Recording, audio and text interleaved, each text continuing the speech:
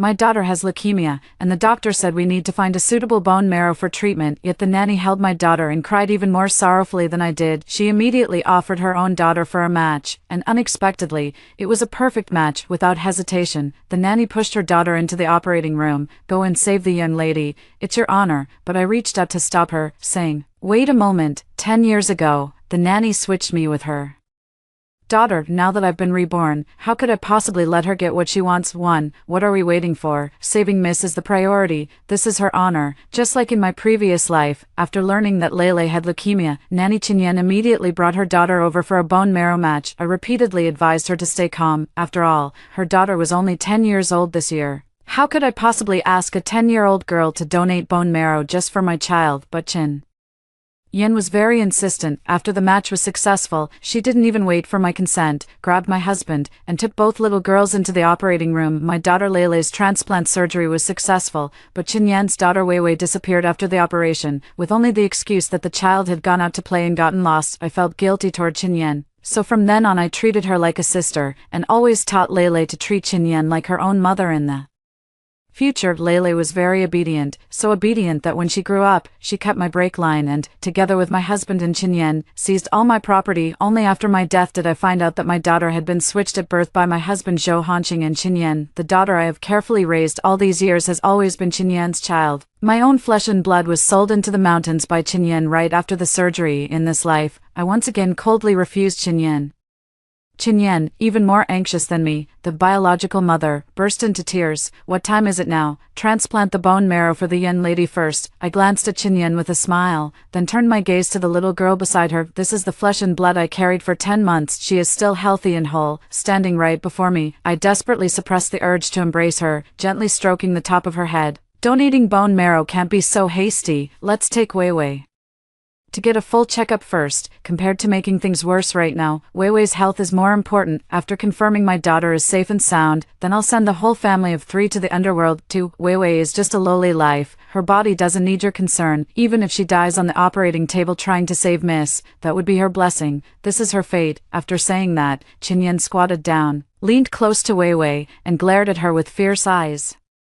Weiwei, you are your mother's daughter, so you will listen to your mother and save Miss, right? Weiwei seemed very afraid of her, her body beginning to tremble. Chin Yan's face turned completely cold as she harshly twisted her arm. You little brat, what are you pretending for? Didn't you hear me talking to you? Weiwei winced in pain, clutching her arm, her eyelashes fluttering lightly as tears fell in large drops. She rubbed her eyes. Mom, I promise you, please don't hit me. Okay, my nose tingled with emotion, and I quickly lowered my head, secretly wiping away the slightly bitter tears with my hand. It's all my fault. I couldn't even recognize my own child right in front of me, causing my flesh and blood to suffer so much in their past life, being sold into the mountains at such a young age. Zhou Hanqing and Chin Yen, those two beasts. I gently patted Weiwei's head. Weiwei, do you know what it's like to donate bone marrow? Weiwei stared at me blankly, shaking her head. I continued, first, a long and thick needle must be inserted into your sternum, and no anesthesia can be used, as it may damage brain cells. After donating bone marrow, you'll still suffer from recurring low-grade fevers and vomiting. Weiwei's face turned pale as she looked toward Chin Yen. Chin Yen gritted her teeth angrily.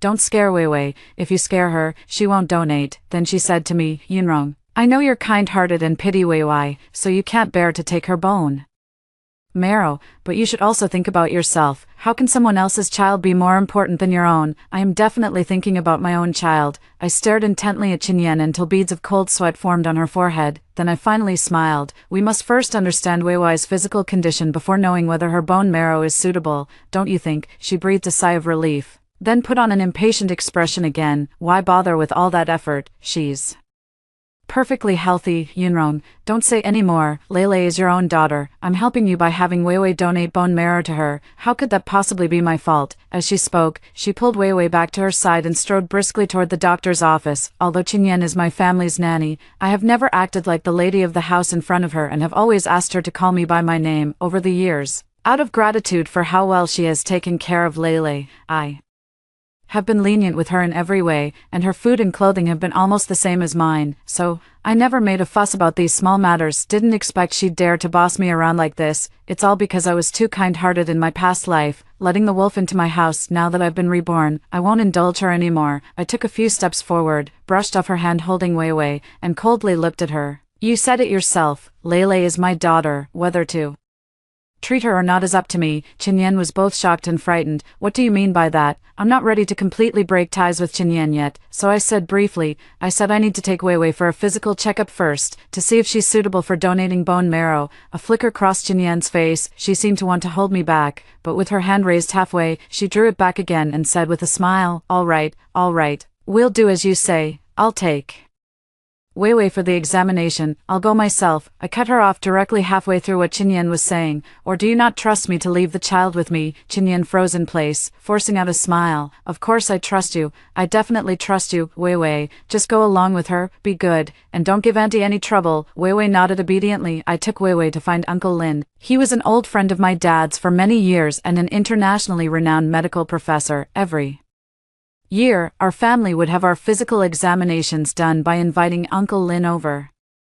This time, when he saw me bring another child over, Uncle Lin only froze for a moment before smiling and saying, "Whose child is this? She's so adorable." 3. Uncle Lin took time out of his meal to examine Weiwei. Watching his expression gradually turn grave, my heart felt as if it had been thrown into a frying pan, tormented in agony. Uncle Lin removed the stethoscope and stared at Weiwei in silence for quite a while before pulling me aside. I glanced sideways at Weiwei. Ever since this child came over with me, he had been quiet and well-behaved, his sallow little face full of unease. Sitting in the living room, he didn't even dare move. My tone was anxious. "Uncle Lin, how is she?" Uncle Lin let out a sigh. "I don't need to say it, you should be able to tell. The little girl is so thin. This is clearly a case of long-term malnutrition, an illness caused by hunger, at such a young age. She's already suffering from chronic insomnia, and her immune system is far too weak." My heart clenched painfully. How could this happen? Uncle Lin saw my worry and quickly comforted me. "Just take good care of her and she'll be fine. You can tell this child's living conditions aren't very good. How can she keep going on like this? So I'm asking you where this child came from. Could it be that?" Seeing my expression, Uncle Lin didn't continue with what he wanted to say. I knew he wanted to ask me whether Weiwei had been abused by her parents, or whether she didn't have parents at all and had been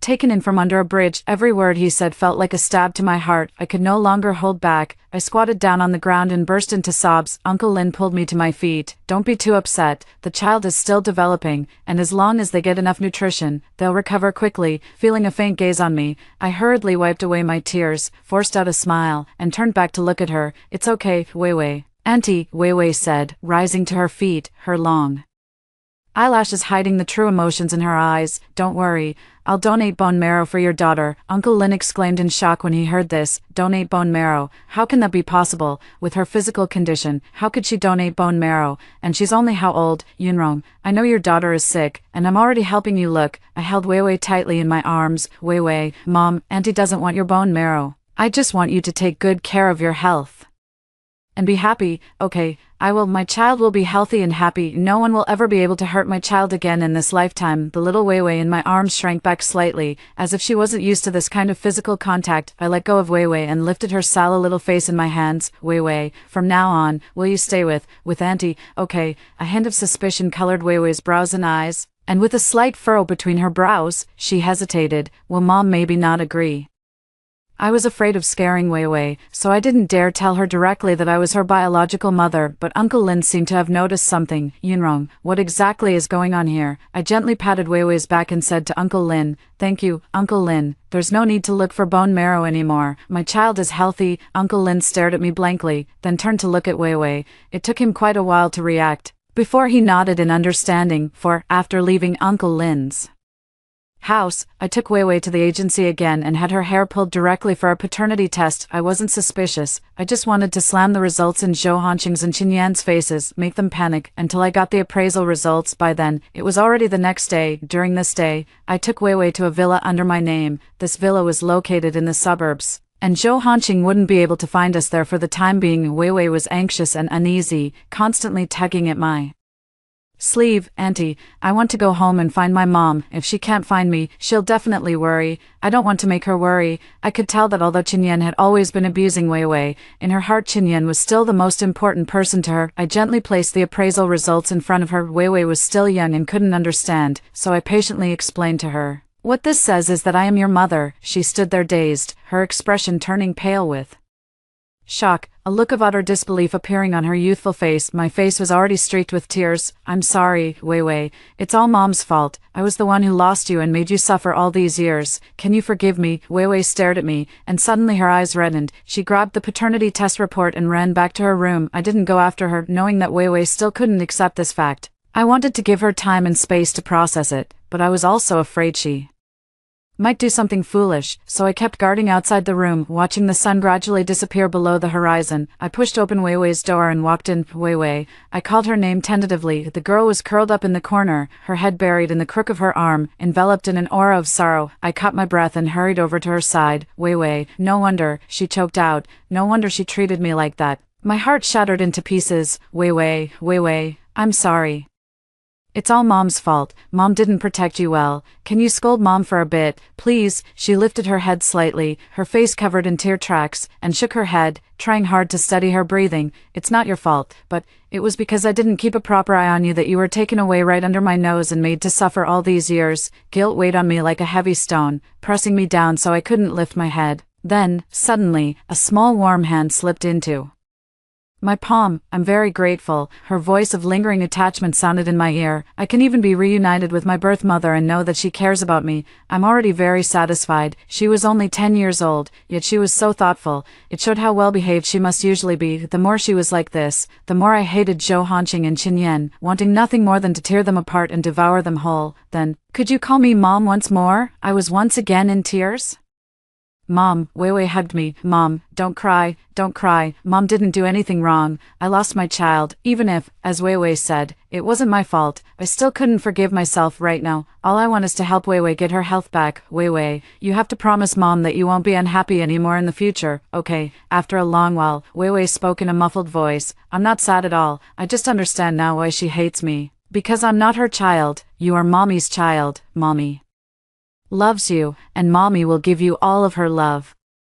My tone was firm. I clearly wanted to kiss her and hold her, clearly wanted her to feel my surging love, but in the end, it all came down to a promise. I know that as long as I let Wei Wei move a little further into a life filled with love, she'll definitely be able to feel it, but I just can't help it. I don't want her to suffer even the slightest bit anymore. Now it's time for me to go back and confront those two beasts. 5. I called someone to look after Wei Wei, and only then did I feel at ease enough to head back to the hospital. Zhou Hanqing and Qin Yan were already frantic. As soon as Zhou Hanqing came up, he wanted to slap me. Where the hell have you been all day? Qin Yan was so anxious she was spinning in circles. Yunrong, the Yan lady's illness can't be delayed any longer. The sooner the bone marrow transplant, the better. Where is Wei Wei? I caught Zhou Hanqing's wrist with my other hand and slapped him across the face. Before either of them could react, I slapped Qin Yan across the face too. Both of them froze at the same time, unable to understand why weak little me seemed like a completely different person. Yunrong, what the hell are you crazy about? Qin Yan is willing to let Wei Wei donate bone marrow to Lele to save you, so what right do you have to hit someone? Zhou Hanqing supported the stunned Qin Yan and cursed at me, pointing a finger right at my nose. But when I looked at how frantic they were, I remained calm and unhurried. These two slaps,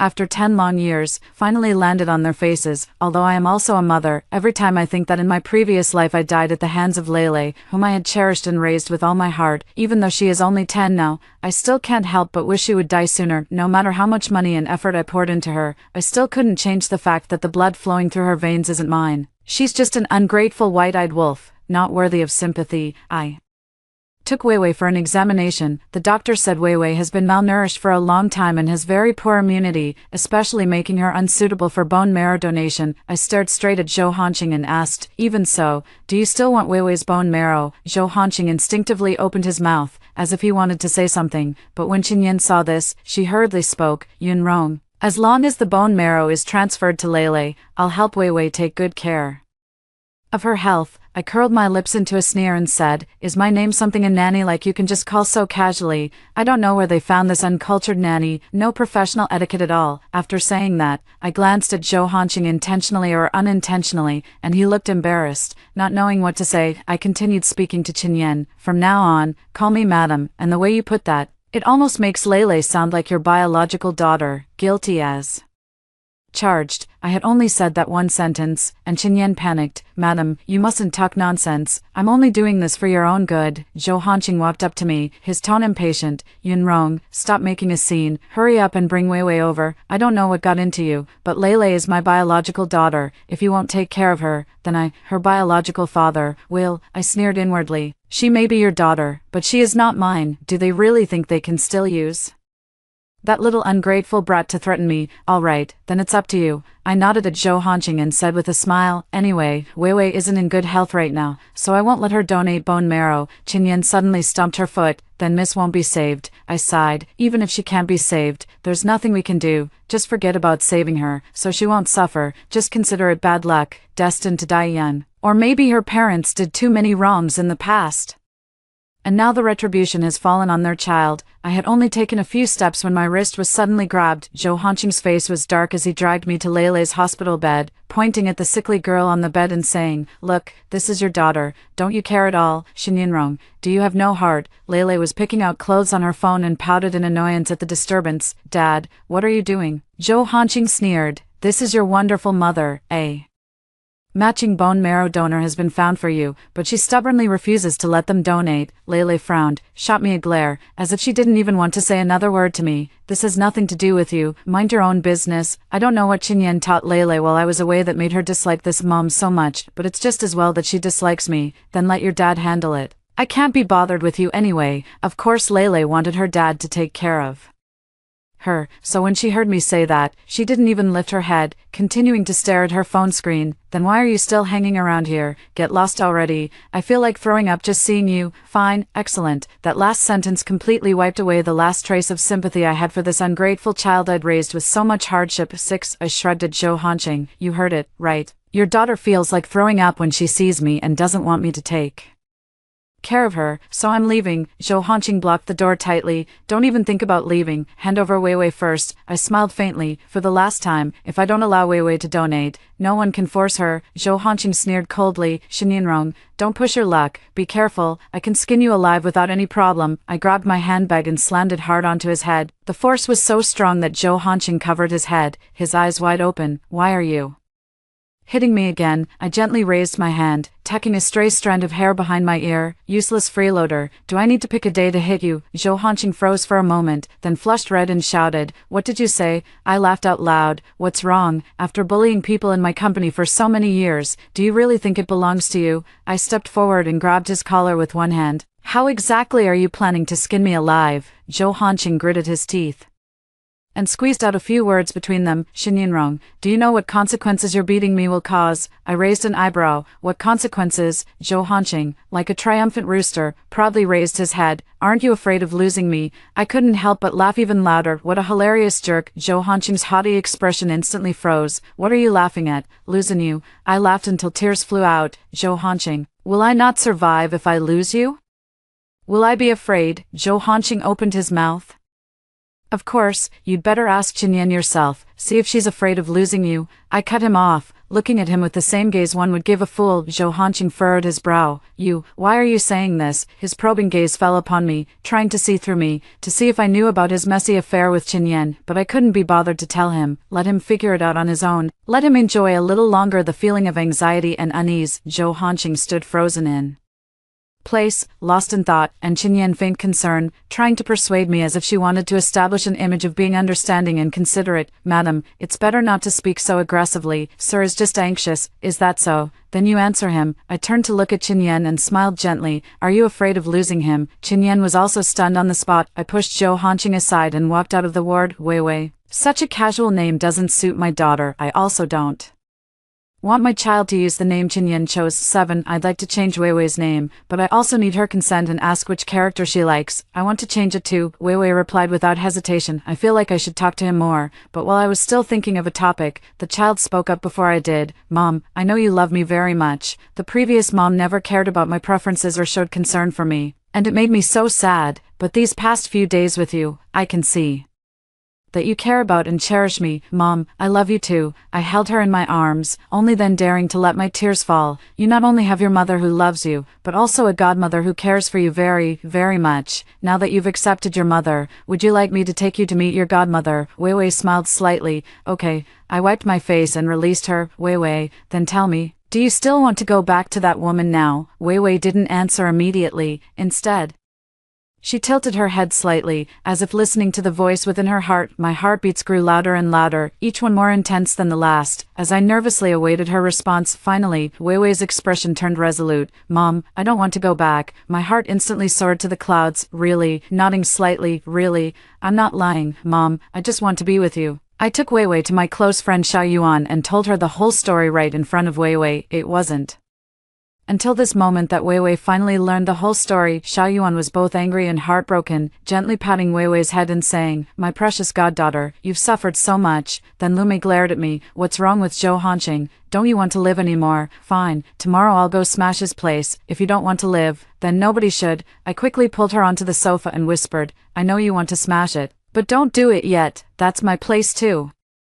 Of course I understand, Xiao Yuan. After all, I've wasted over a decade of my youth and love on someone who didn't care. I'd hate Qin Yan and Zhou Hanqing even more than she does. Xiao Yuan plopped down on the sofa and angrily slapped my head. I never approved of you being with Zhou Hanqing back then. You just wouldn't listen to me. Now you're finally getting what you deserve. How dare you use your company and money to support a mistress? What a piece of trash! Xiao Yuan scolded me soundly, leaving me speechless as I silently covered Wei Wei's ears. Seeing Wei Wei in my arms, Xiao Yuan softened again. Since you've brought our precious one back, I won't scold you this time, but you can't let Zhou Hanqing and Qin Yan off the hook. We need to get the house and company back, and Lele, though she's called me godmother for so many years, how dare she bully my goddaughter and you? This matter isn't over. I could only tightly cover Wei Wei's ears, whispering in her ear, Wei Wei, your godmother is a powder keg. Don't ever learn from her in the future. Wei Wei giggled at my words. It was the first time I saw her laughing so happily, and I couldn't help but feel happy too. What, Wei Wei? Xiao Yuan pulled out a notebook from the drawer. We don't need names for those lovebirds. Come on, these are all names godmother picked out for future kids. Big baby, take a look and see which one you like, but I had already thought of one. Let's call her Xinjiayan, with the nickname Yan Yan.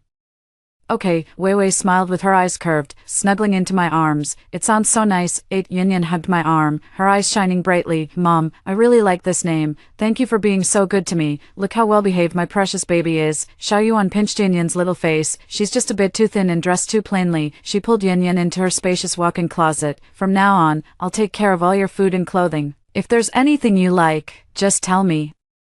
Our Yan Yan just needs to stay beautiful. Yan Yan looked at Xiao Yuan, then turned to glance at me, her eyes slightly reddening. Thank you, godmother. Xiao Yuan was a lively and energetic person who disliked seeing everyone with long faces. Amidst the laughter and chatter, Yan Yan was also warmed by her bright smile. It was clear that she got along well with Xiao Yuan, although Xiao Yuan had a fiery temper. She genuinely cherished Yan Yan as her goddaughter. After coaxing Yan Yan to sleep, Xiao Yuan grabbed a baseball bat and was about to head out, scaring me into quickly stopping her. What are you doing? What else could I be doing? I'm going to settle the score with that dog couple. You just stay home and wait. Yuan, let me handle this. You stay here and help me take care of Yan Yan. Also, about the transfer, I'll have to trouble you with that. The school Yan Yan attended before was definitely not a good one. Xiao Yuan blurted out, what's the rush? Yan Yan is my goddaughter, even if she never goes to school, I can afford to support her. Come on, you. I took her baseball bat away. Helping Yan Yan transfer schools is already a huge favor to me. I'll handle the rest. Don't hold me back. I leaned down and kissed Yan Yan on the cheek. Be good, sweetie. Stay at your godmother's house. Mommy will come pick you up tomorrow. Give Mommy a kiss. Okay. Yan Yan felt a little shy and said bashfully, Mommy, come back early. After saying that, she hugged my neck and gave me a loud kiss. Seeing my daughter willing to get close to me, I was also very happy. I believe it won't be long before Yan Yan accepts me as her mom just like any normal little girl. My home with Zhou Hanqing. As soon as I opened the door, Zhou Hanqing came forward to greet me. Yunrong. His tone was anxious. Why are you only back now? Where have you been? I put down my bag and replied indifferently. I went to Yuan's house. Zhou Hanqing no longer acted aggressively, instead helping me massage my shoulders. If you looked closely, there was still a hint of flattery in his movements. "Honey, are you still mad at me about what happened earlier today? I was just too anxious. Please just understand me. I'm sorry. Okay, it won't happen again." I sat on the sofa without saying a word. Zhou Hanqing continued rubbing my shoulders. "How could you possibly compare me to a maid?" I gave a cold laugh. "I'm afraid her relationship with you is more than just a maid." He looked at me with a displeased expression and sighed. "So you figured it out." "That's right, I did date Qinyan, but that was all over a decade ago. I hired her as a maid for our family simply because I felt sorry seeing her getting beaten and scolded by her husband, so I just gave her a meal to eat." "Darling, you are the only one in my heart." 9. I found it ridiculous and walked toward the bedroom. Zhou Hanqing followed behind me, catching up. Darling, you have to believe me. You are the only one in my heart." I was about to close the door, and then Zhou Hanqing had one leg wedged in the door crack, refusing to budge. You're not actually thinking of firing me, are you?" I glared at him. "What are you thinking? Why would I fire you over something like this? He'd helped me run the company for so many years after I gave birth. Suddenly firing him would just give people something to gossip about, so the one who should take action can't be me." Zhou Hanqing finally let out the breath he'd been holding. "Honey, I knew you wouldn't be so unreasonable. You're truly my wonderful wife." With the sudden relaxation of the tension in his heart, his expression softened. "Honey, where on earth did Weiwei go?" "Lele is still waiting for the surgery." "I know, you think Weiwei isn't in good health and can't bear to take her bone marrow, but she's just an orphan child without a father. Surviving this long is already being overly generous." I raised my hand and pretended to wipe away tears. "But what can I do? Weiwei is still so young." Zhou Hanqing was so anxious that he stumbled over his words. But Weiwei is a born lowlife. How can she compare to my Zhou family's child?" "Your Zhou family's child?" I suppressed the urge to strangle him. Perhaps it's precisely because she is your Zhou family's child that she suffered retribution, destined to die young." Zhou Hanqing fell silent, his anxious expression slowly crumbling. After a long while, he finally spoke coldly. "Xin Yunrong, have you already found out?" I pretended to be puzzled. "Know what? That Lele won't live long. You know that too, don't you?" Zhou Hanqing's intense gaze focused on me, as if he wanted to bore a hole through me. Eventually, he yielded first. He didn't dare admit that Lele was Qinyan's and his child, so he could only play the emotional card once again. "As the biological mother of Lele, can you just stand by and watch her die? What kind of talk is destined to die young? Is that something a human being should say?" I slapped my forehead. "If you hadn't mentioned it, I would have forgotten. Actually, there's another way." "What method?" "You are also Lele's biological father," I said with a smile, looking at him. "You could donate bone marrow too. Why don't you do it?" Zhou Hanqing argued confidently. "If I donate bone marrow, it will interfere with my work. Who will support you and your child then?" It's hard to imagine there could be such a shameless person in the world, especially when he was only managing the company on my behalf. Fortunately, I had already given up on this man before, so my heart didn't stir up too many waves. "Fine, then just watch your daughter die." Zhou Hanqing clenched his fist and nodded. "Go see Lele at the hospital tomorrow. She misses her mom so much and keeps crying. It's really pitiful." "What kind of mother are you? Is this his way of telling me to go see Lele? Trying to awaken the maternal love in my heart? Then I'll just go take a look, see how the illness has ravaged him and Qinyan's child. All right, then you go take care of Lele tonight. I'll stay at home." He glanced at me, said nothing more, and slowly turned to leave. As soon as he left, I quickly slipped into his study. 10. The study was large, with books and files piled up on the table, shelves, and even inside cabinets. Finding what I wanted among all these documents was no easy task. Finally, I found the unremarkable file folder in a drawer. The folder was buried beneath a pile of clutter, yet the bag was completely smooth, clearly indicating someone had deliberately concealed it. I didn't dare delay for too long. If Zhou Hanqing discovered that I had found the documents, he would definitely become wary. I opened the seal, quickly took photos, and then put it back. 10. The next day at noon, I arrived at the hospital only after waking up naturally. Qinyan must have instructed Lele beforehand,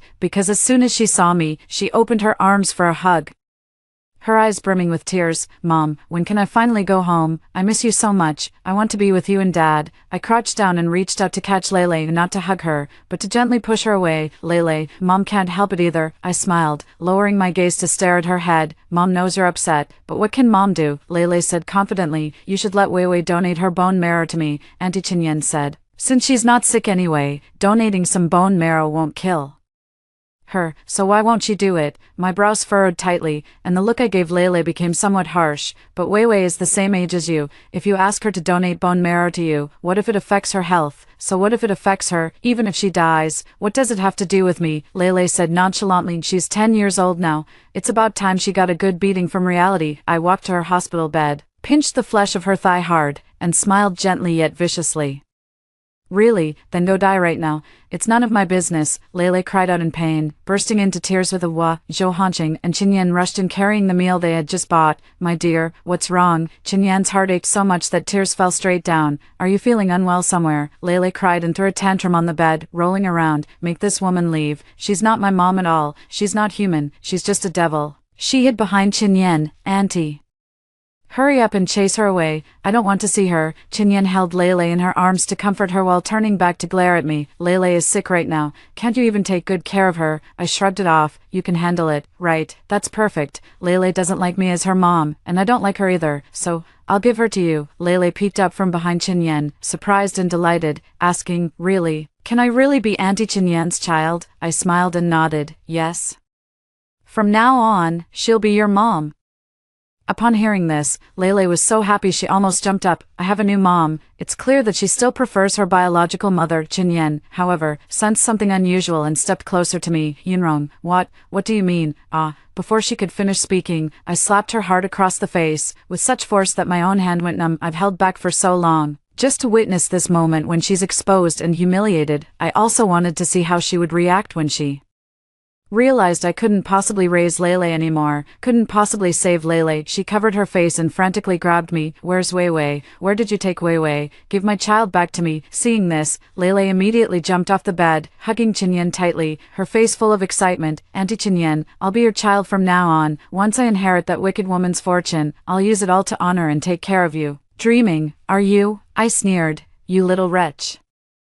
Still thinking about inheriting my money? Looks like you're not far from death. Qinyan instantly transformed into a protective mother hen, screaming loudly, don't you dare curse my daughter. She lunged at me to hit me, but I grabbed her by the hair. Enough, Zhou Hanqing growled. What has this hospital turned into? Just stop it. I turned back to Zhou Hanqing's side. Look at this mess. You'd better handle it properly. You still want to stay in the company, right? I trust you to make the right choice. I reached out and adjusted his collar, then walked out behind me. Qinyan's hysterical screams and cries rang out again. Mommy, Lele actually came running over again, clinging to my calf. Mommy, do you really not want me anymore? 12. As for Lele, although I raised her for 10 years, the bond between us as mother and daughter has long been shallow. She grew tired of my discipline and, in her previous life, personally cut the brake lines, causing me to die tragically in a car accident. With a cold laugh, I forcefully shook her off. Didn't you always want Qinyan to be your mother? Now you've gotten your wish. You are her daughter. I don't want to. Lele's voice was hoarse. She's been very good to me,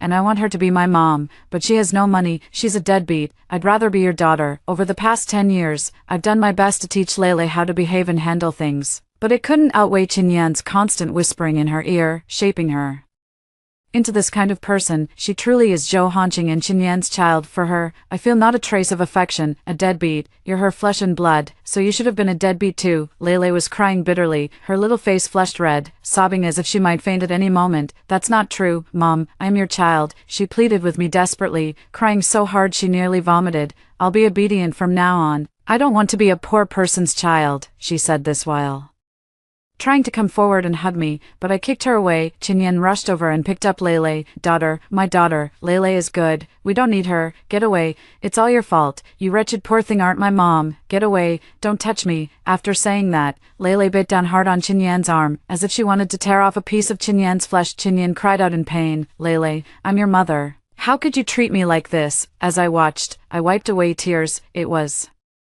truly a human tragedy, but why do I feel so much like laughing? After glancing once more at Zhou Hanqing across the way, I turned and left. It wasn't long before Zhou Hanqing's phone rang. I pretended to have just finished crying, my voice thick with tears. Hanqing, I still can't bear to let you go. Can we meet? Sure. We arranged to meet at a restaurant registered under my name. As soon as he stepped into the private room, he didn't see the scene he had expected, me with red-rimmed eyes trying to win him back. Instead, he saw the board members sitting at the table, their faces dark with displeasure in the surveillance footage. The terror on his face slowly spread like ripples on water, and he lowered his head after being struck by a document, and that document was none other than the company bill I had discovered in his study back then. Several directors first pointed at the numbers on the bill and scolded Zhou Hanqing for a while. Zhou Hanqing had felt somewhat guilty at first, but in the end he finally grew impatient. He sneered and rolled his eyes, saying, "Are you all not tired of this? I'm spending my wife's company's money. Do I need your permission? You old fools, don't push your luck." A director stared at Zhou Hanqing in disbelief. "You ungrateful wretch, so this is your true face?" His finger pointing at Zhou Hanqing trembled with rage. Zhou Hanqing didn't bother to respond and turned around to leave. "Hello. You are suspected of embezzlement. Please come with us."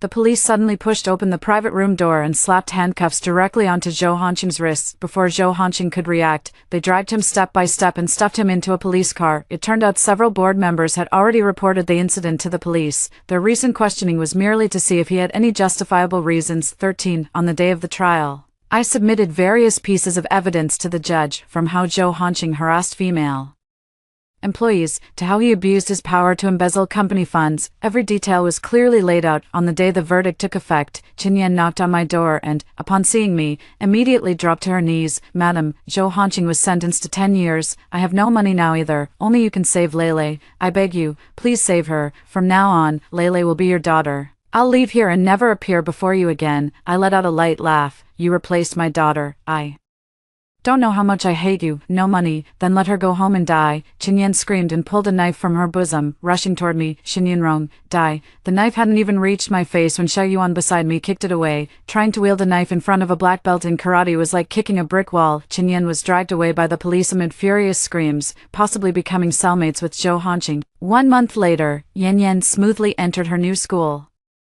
Not only did she become fairer, but she also gained some weight on her face. She became much more lively, and every day after school, she would pull me aside to talk about funny things at school. I once asked her if she wanted to go see Dad, and Yan Yan hugged me. "Mom, I'm already happy having you and Auntie. I love you both. Mom loves you too." At that moment, my phone beeped. I opened it and saw a text message from an unknown number. "Mom, I'm dying. I really hope I can be your daughter again. In my next life, I don't want a daughter like her.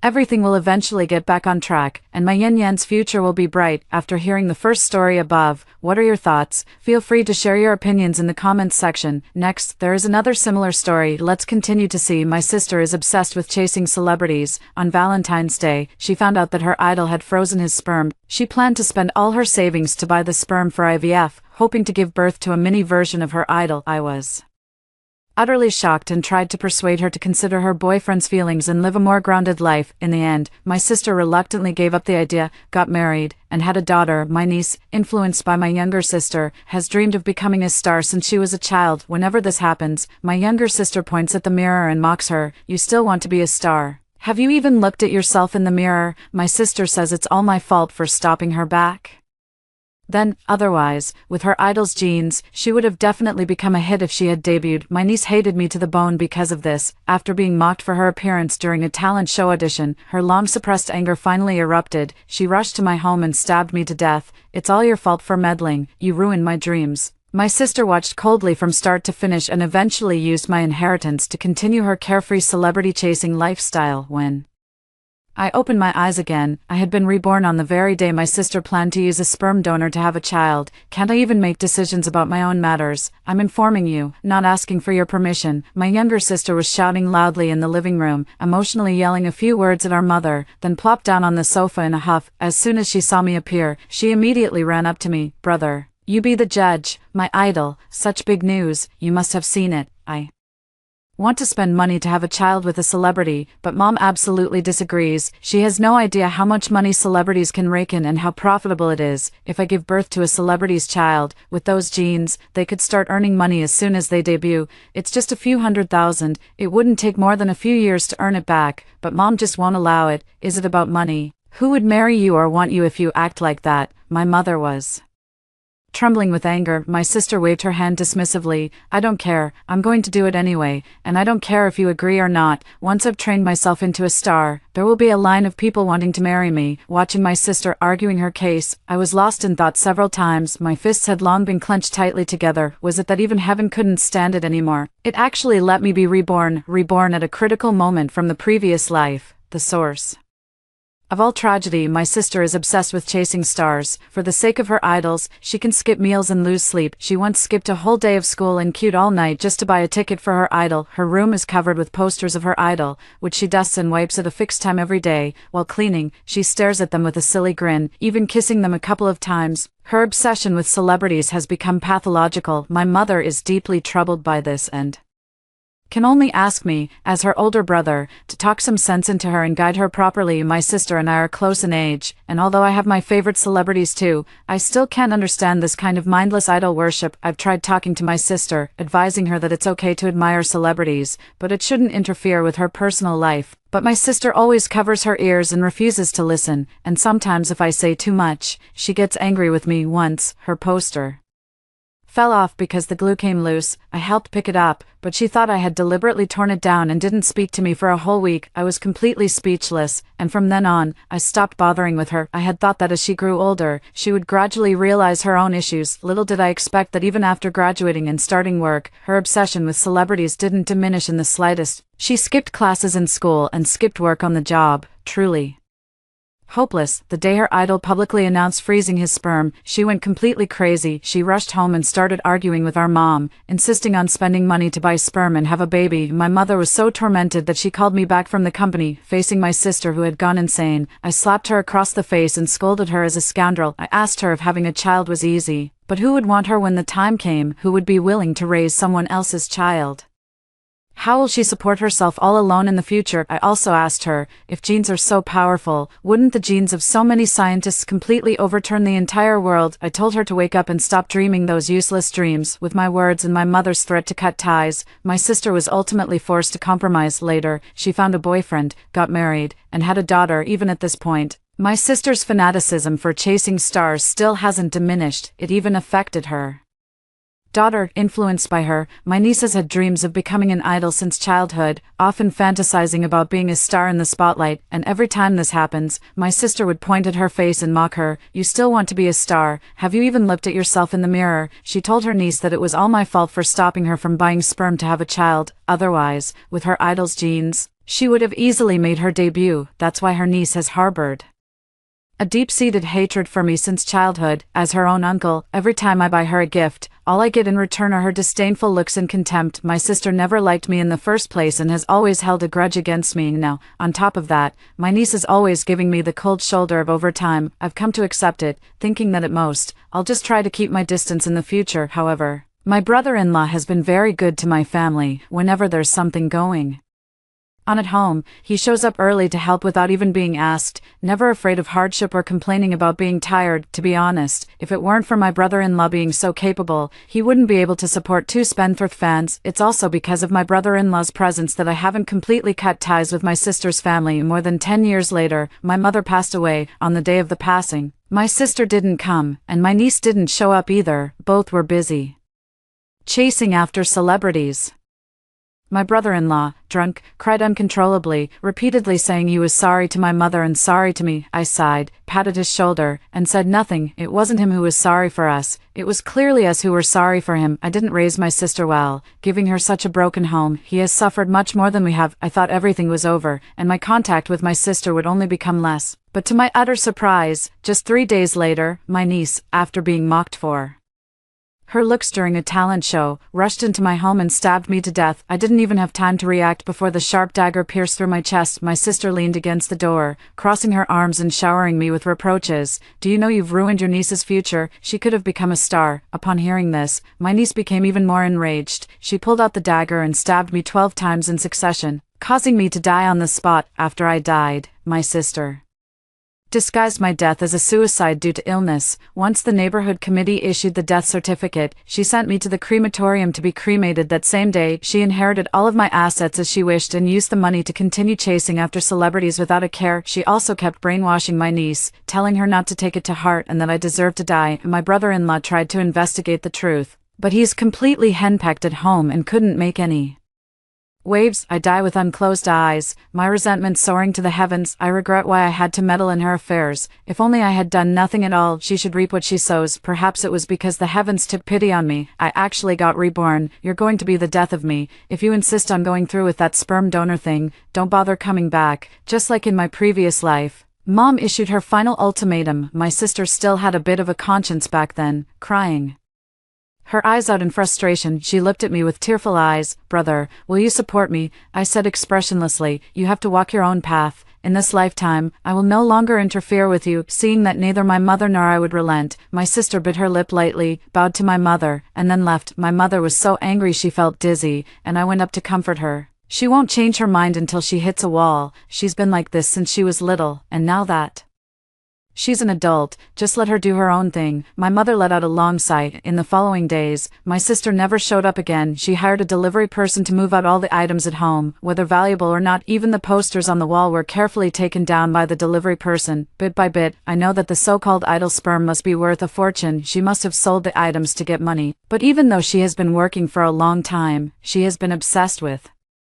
chasing stars all along, so how could she have any savings with these worthless things? They can't be sold for any decent money. I told my mom that the family's money absolutely must not be given to her. My mom scolded angrily. I'd rather throw it away than give her a single penny. This ungrateful daughter, although it was said in anger, my mom is really capable of doing it, after all. My sister has been chasing stars for so long, spending a lot of the family's money, and no amount of persuasion has worked. My mom has long been completely disappointed in her. Brother, can you lend me some money? A few days later, my sister called. I directly refused, saying I have no money. My sister immediately started begging. Brother, I know you care about me the most. I can't afford to eat now. It's not for buying luxury items, but in my previous life, my sister often played the victim to deceive me. In reality, the concert tickets were too expensive, and she had no money to buy them, so she lied to me, saying she couldn't afford food and had gone hungry for several meals. Every time she says that, I immediately send money over. I know she's probably lying to me,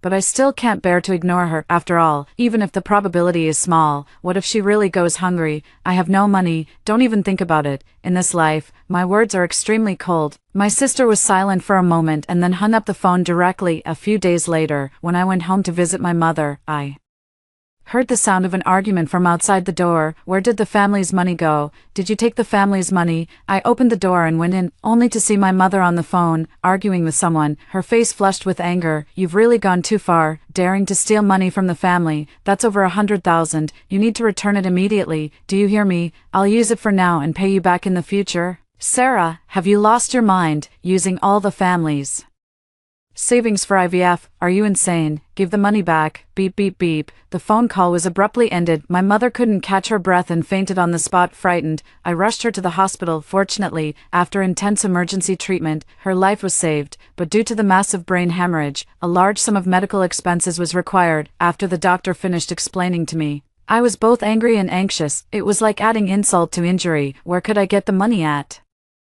A time like this, I had no choice but to use all my savings to pay the hospitalization fee. When I was told that I still needed tens of thousands more, I gritted my teeth and called my sister. My sister answered the phone but didn't speak. I yelled, Mom had a brain hemorrhage because of you and is in the hospital. Get some money and come to the hospital right now. A brain hemorrhage? Is it serious? How is Mom doing? My sister asked me nervously. Life is hanging by a thread. Without money, it's just waiting to die. I'm still 50,000 short. You need to send the money back. Bro, are you lying to me? My sister suddenly blurted out such a sentence, which made me so angry that I started cursing. You bastard. Would I lie to you about something like this? I don't have that much money. At most, I can give you 10,000. What? Say that again. I dare you. I'm short on money for my own affairs. I really don't have the funds. 10,000 is my limit. Sarah, do you have any conscience at all? This is Your mother, and that money belongs to Mom. I said I would pay her back, double what I owe. Someone's life is on the line right now. What good is paying back 100 times? Tell Mom I'm sorry. Sarah, Sarah. My sister hung up the phone directly, and when I called back, it was turned off. This ungrateful person has blocked me. I'm so angry I could strangle her. When my mother passed away in the past, she didn't even show up. And now when someone is waiting for emergency care, she still has this attitude. My family's lives are not worth as much as a damn idol. Fine, if that's the case, then don't blame me for what happens next. Left with no other choice, I called the police and reported that money had been stolen from her home. Soon after, the police helped me find my sister. I took my sister to the hospital, but she didn't even step into the ward, just stood at the door confronting me. You called the police to arrest me. She's my mother, so half of her money should be mine. I slapped her across the face. Shut up. Then I dragged her into the ward and pointed at our mother, who was covered in tubes. Tell her yourself. Say that half of her life-saving money should be yours. My sister froze in place, tears streaming down her face. I don't know how long she stood there before she tilted her head back, forcing the tears to retreat. The next second, she said something that made me so angry I almost stormed off on the spot. Everyone has their time, sooner or later. A brain hemorrhage is so severe, even if they save him, he'll just be a vegetable.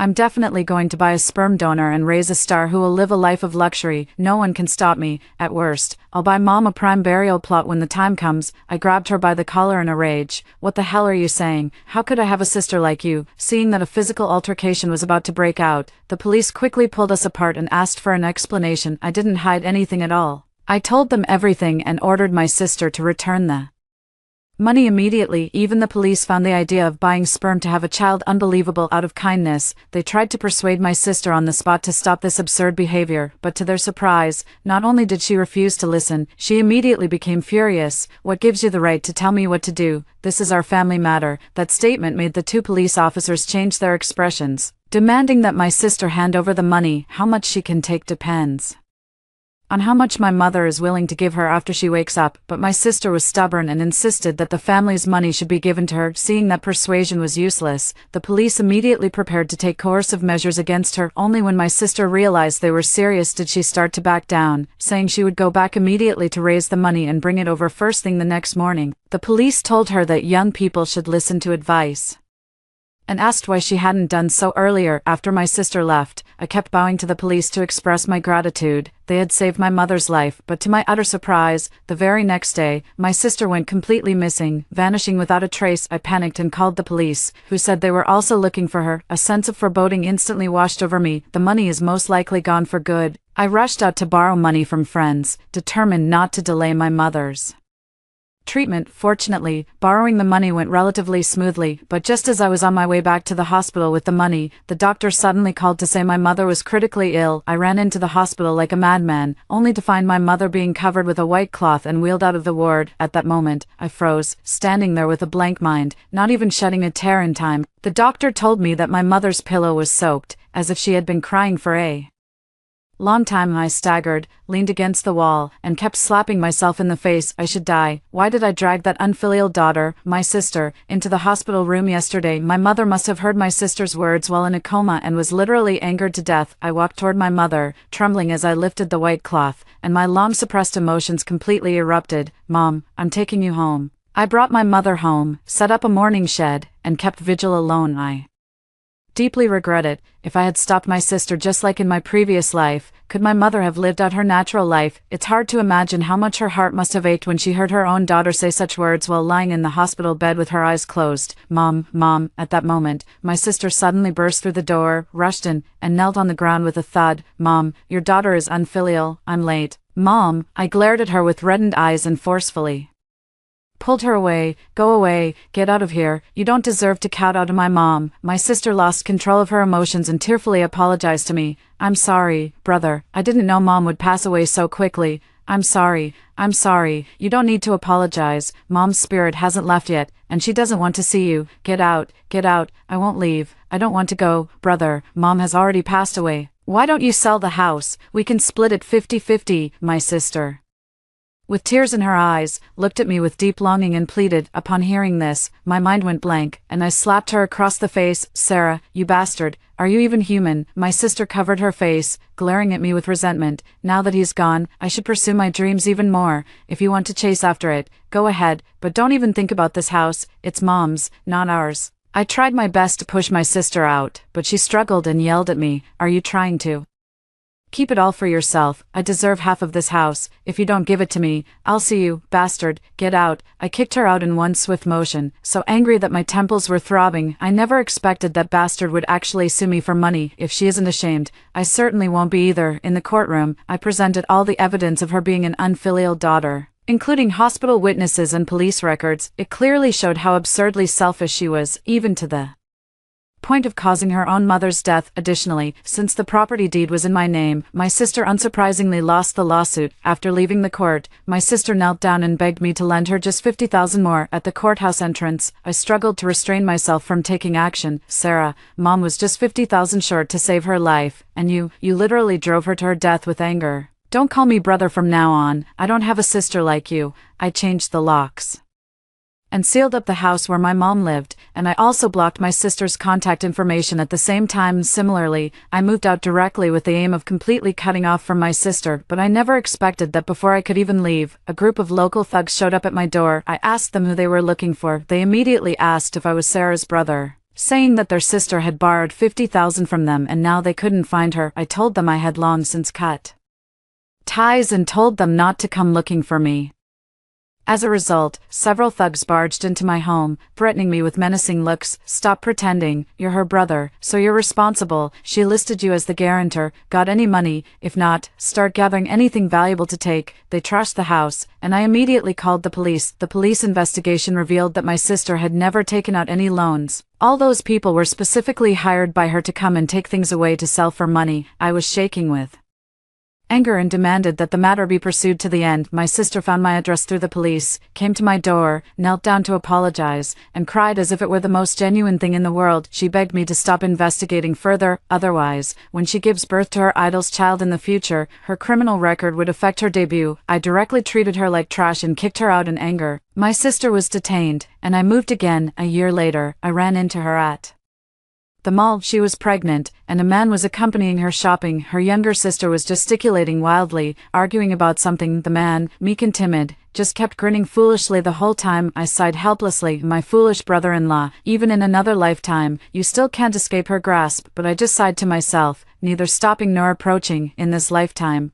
I really don't want to get involved in my sister's affairs at all. However, my sister suddenly looked over, immediately paused with a serious expression, and called out to me, Tom, stop right there. She walked towards me with her belly protruding, and my brother-in-law, not understanding what was going on, quickly moved to protect her and followed along. My sister, panting heavily, pointed at me and started yelling, You're so heartless. A year ago, I begged for your forgiveness, but you ended up getting me a criminal record. I'm pregnant now, and if my child is affected because of this, I won't let you get away with it. I glanced at her belly, then caught a hint of a smug smile on my sister's face, as if she was showing off something to me. My brother-in-law whispered, Honey, who is this? My brother, my own brother. So it's my brother-in-law. Hello.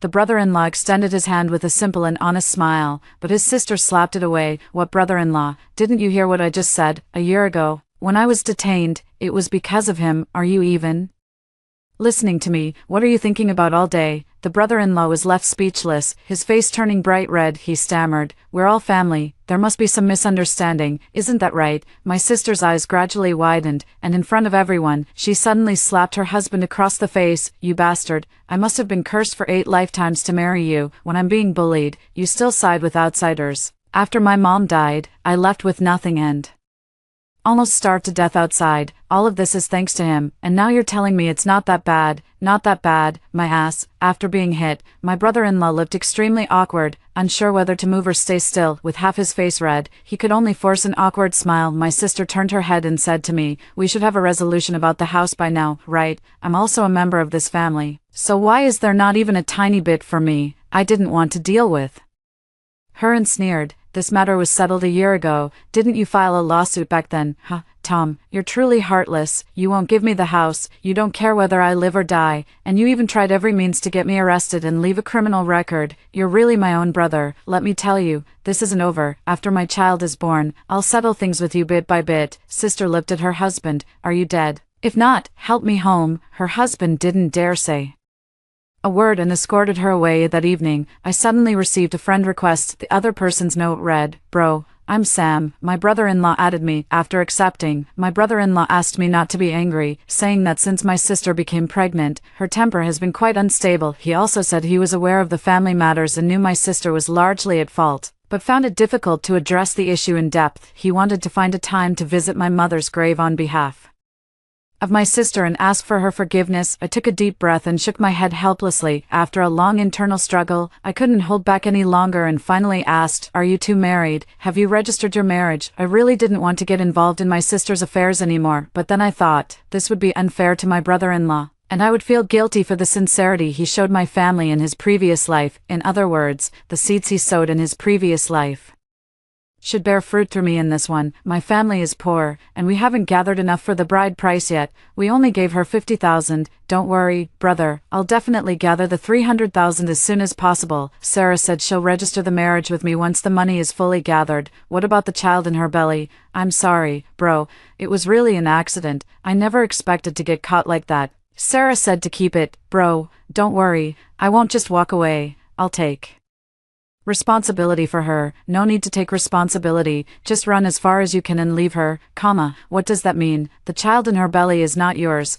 That night, amid wind and rain, my brother-in-law came to me alone, drenched from head to toe. I had already guessed that such an honest and simple-minded person would directly ask for the answer. He was drinking alone at my house, and I never thought a man could cry so sadly. He said he had bet all his stakes on his sister, but his family actually didn't approve of their relationship. I also learned from him that when they first started dating, his sister took $50,000 from him. It just happened to match the amount of money his sister had been short of before. We drank until late at night, and my brother-in-law was completely drunk. After bowing to me, he staggered and prepared to leave. Before he left, I slipped a card into his hand. There's $50,000 in it. It's not my sister repaying you, but my compensation to you. No, brother, I can't take it. I should be thanking you. You're a good person. I really can't accept this money. I forced the card into his hand, helped him hail a taxi, and then watched him leave. Only then did the regret in my heart completely fade away. I no longer felt any debt toward my brother-in-law. Early the next morning, my sister called to demand an explanation. On the other end of the line, she was furious. Tom,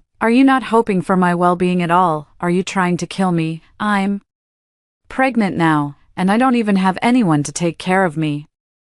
What gives you the right to tell him about my situation? Does it feel good to toy with others? Do others deserve to be treated like fools by you? That's my business. What does it have to do with you, you bastard? How could I have a brother like you? Don't call me brother. From the day Mom passed away, you haven't been my sister anymore. Don't contact me again, ever. After hanging up the phone, I made up my mind and moved directly to another city. I planned to never see her again in this lifetime. But who would have thought that just 3 years later, the cemetery administrator suddenly contacted me, saying my mother's grave had been dug up and the burial plot had been taken by someone else. Hearing this, I was furious and asked him what exactly had happened. I've been paying the fees. How could there be a problem with the burial plot? The administrator's response to me was that my sister had unilaterally resold the burial plot. Bastard, that scoundrel. I drove back overnight, and when I arrived at the cemetery, I saw my mother's ashes just carelessly tossed aside. The administrator told me that initially, my sister had come to say she wanted to move the ashes to another location and requested a refund, since she wasn't the one who paid.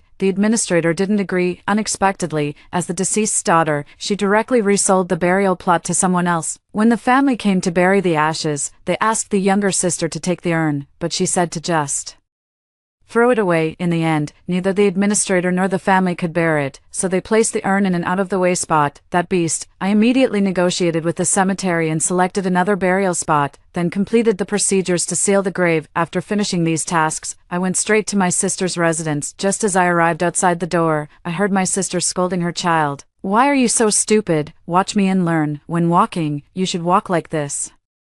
take bigger steps and be more confident. How did I give birth to such a useless child? You better learn properly. The child burst into tears from the scolding. I knocked hard on the door. When my sister opened it and saw it was me, she immediately tried to close it. I suddenly pushed her away, and in my rage, I was about to teach this jerk a lesson when I suddenly noticed the teary-eyed little boy in the corner. He was trembling with fear from my actions, but he immediately ran over and pushed me hard. Don't bully mommy, don't bully mommy. In the end, I couldn't bring myself to be cruel and let go of my sister. Come out with me. After calling my sister out, I confronted her. Has your conscience been eaten by a dog? That's your mother's grave, even if you don't pay respects. How dare you dig it up? My sister gritted her teeth. It's all your fault. I have no one to rely on, raising the child all by myself. What else could I do without money? You're so noble, then give me money. I can see you're completely obsessed. Is that why you bought the sperm? He's so young, and you're already feeding him idle information. Other children are going to school, enjoying their childhood, and do you even know what you're doing? Mind your own business. My sister brushed me off directly. He is my only hope in this lifetime. If I bet right, I'll soar to great heights. If I bet wrong, I'll be shattered to pieces. He only has two paths, either become famous or become a wanderer. You're crazy, you're absolutely crazy. He's a child, not your pawn. I'm willing to. So what? The younger sister opened the door and went in, slamming it shut fiercely inside. The nephew timidly asked, Mom, who is that uncle? You villain. He is your lifelong enemy. Stop asking useless questions and start practicing right now. If you don't master it today, you won't be allowed to sleep. My sister has reached a state of utter madness. The sound of children crying continuously echoed from inside the house, rising and falling. At that moment, the neighbor opened the door, poked their head out, and asked, What's your relation to this family? Her brother. Then you better keep a close eye on her. She's been acting like she's possessed all day. She's practically driving the child crazy. All the other kids are in school, but she keeps her child locked up at home all day, practicing walking and talking. I hope this doesn't come across as rude, but I really suspect there might be something wrong with your sister's nerves. That child has been tormented into such a state. It breaks my heart just to see it. I nodded and turned to leave. Downstairs, I listened to the scolding sounds from above, feeling utterly conflicted. As soon as I entered, I saw my nephew, such a young child, with eyes that had already lost their clarity. I don't know how long I stood there, but I steeled myself and went straight to the neighborhood committee. In my past life, my niece was misled and came to hate me deeply, becoming half of my inner demon. I've got a new nephew in this lifetime. His mother is beyond help, but as his uncle, if there's a chance to save him, I still hope to lend a hand. I explained my sister's family situation in detail to the community committee staff. They took it very seriously and couldn't believe there were such irresponsible parents in the neighborhood. I immediately took people to my sister's house. I didn't go up. I didn't want to see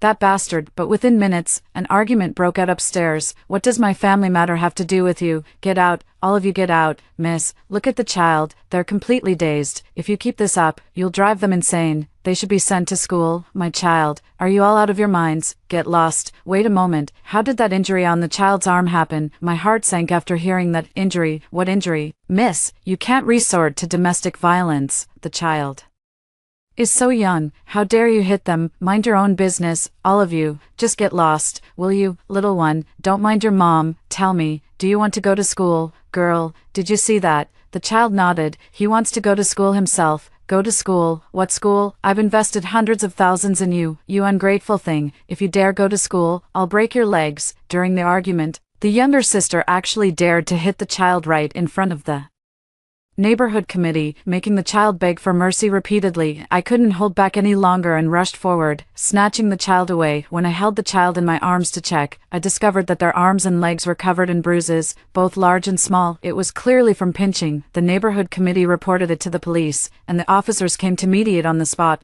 The child was trembling with fear beside me, wanting to go to their sister but too scared to move. I crouched down and asked him, "What's your name?"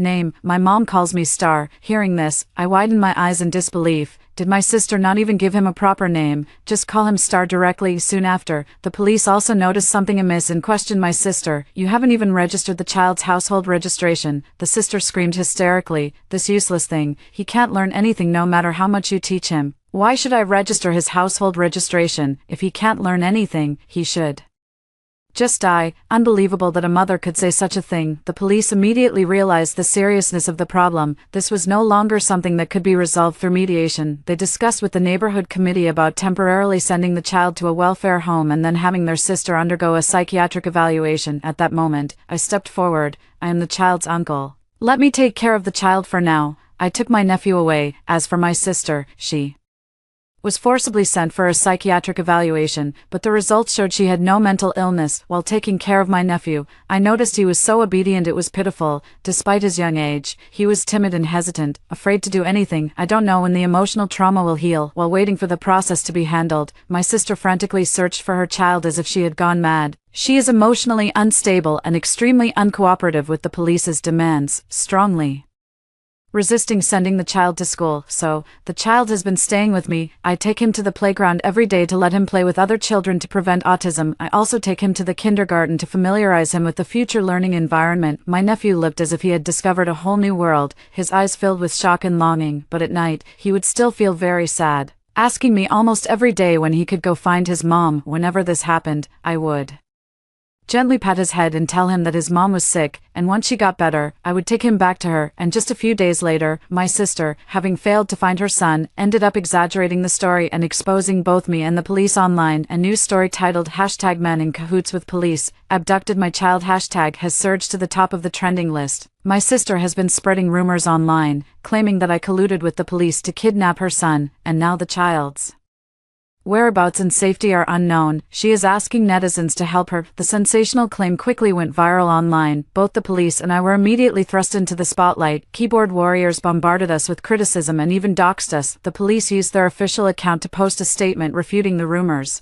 pointing out that the sister had violated the law by engaging in actions such as physical assault and depriving the child of the right to education, and that the matter is currently being handled. However, netizens were not convinced and insisted that I come forward to explain the situation. I seized an opportunity and started a live stream with my nephew, a live stream to prove my innocence. That night, the number of viewers in the live stream instantly surged to hundreds of thousands. The barrage was filled with curses. Even the platform officials showed up, ready to shut down my live stream at any moment. It wasn't until my nephew curiously leaned his little head over to take a look, his innocent and adorable appearance, that the anger of the netizens subsided a little. I started with the story of buying sperm to have a child. Unexpectedly, as soon as the topic was brought up, many similar cases appeared in the comments. They said that celebrity was harmful, causing many people to lose their family fortunes and break up their families. I didn't continue to elaborate further, but instead shifted the topic to how my sister stole money to buy sperm, which caused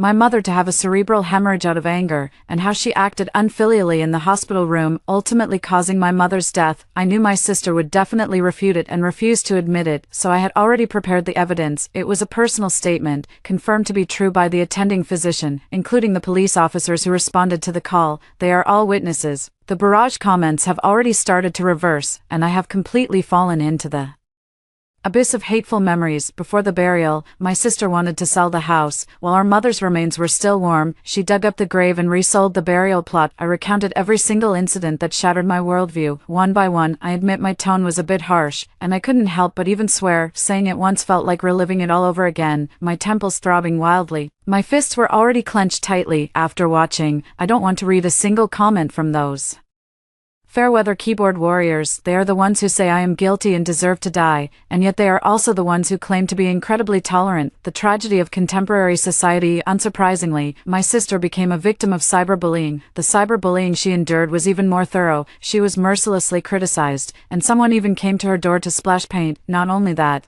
but insiders also revealed a truth, that Idol doll does exist, but how could it be sold publicly?